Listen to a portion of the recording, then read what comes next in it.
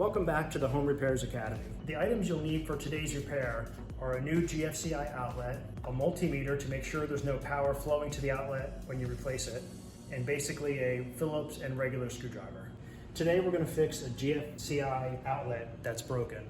My wife came out this morning and opened the refrigerator door and noticed the light wasn't on, so I went behind the fridge, and if you come back here you'll see there's a GFCI outlet. There's a reset button on it, and you can press the reset and the test button and it should pop and the little light should come on, and then you know it's working properly. In this case, no matter what button we press, nothing would happen. I would not condone anyone working on the electricity in their house for safety reasons unless they're a qualified electrician. The first thing you want to do is make sure that the breaker is turned off so that there's not electricity flowing to the outlet. I have my breakers labeled pretty well. On this one, it's the garage breaker, and I can flip it off there, and I know there's no electricity going to that particular outlet. I already went to Home Depot and purchased a replacement GFCI outlet. You want to make sure you use the same amperage as the breaker. In this case, you'll see there's a 15 written on the breaker, so I know I need a 15 amp GFCI outlet. Most residential homes will use either a 15 or a 20. Now let's go back to the outlet. Even though we turned off the breaker, we still want to make sure there's no electricity flowing to the outlet, just in case we turned off the wrong breaker. So I'm going to use a multimeter to check for electricity at the outlet. You'll want to turn the multimeter to AC volts, and I've selected 200 since we have 120 volt at the house, so 200 should be the right one as opposed to 600. The red probe will go into the outlet marked volts, and the black goes into the common.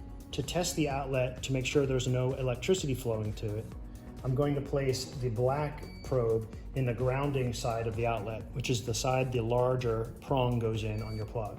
And then I'll place the red probe in the smaller side. If we have electricity flowing, I'll see on the multimeter, I should get a number close to 120.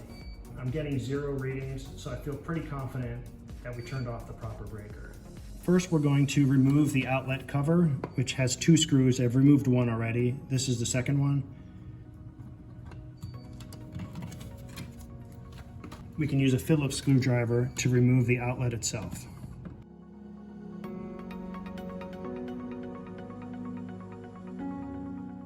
Once the screws have been loosened to the point where they're no longer connected, you'll have to kind of pull the outlet out a little and stretch the wires.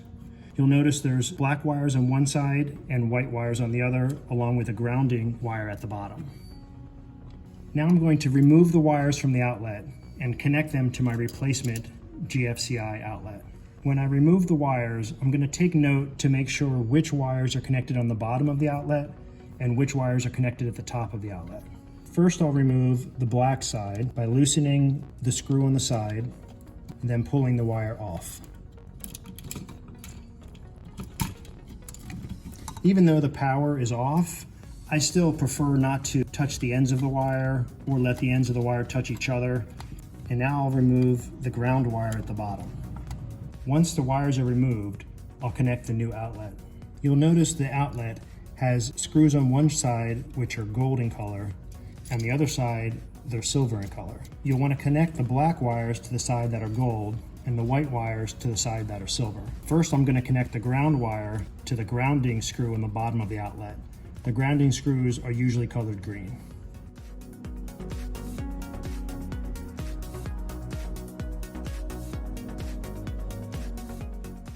Now that I've turned the breaker back on, I'm going to press the reset button to see if I can activate the outlet. You'll notice after I press the reset button, there's now a green light on the outlet, so I know there's power going to the outlet. All I have left to do is to replace the outlet cover, and we're back in business.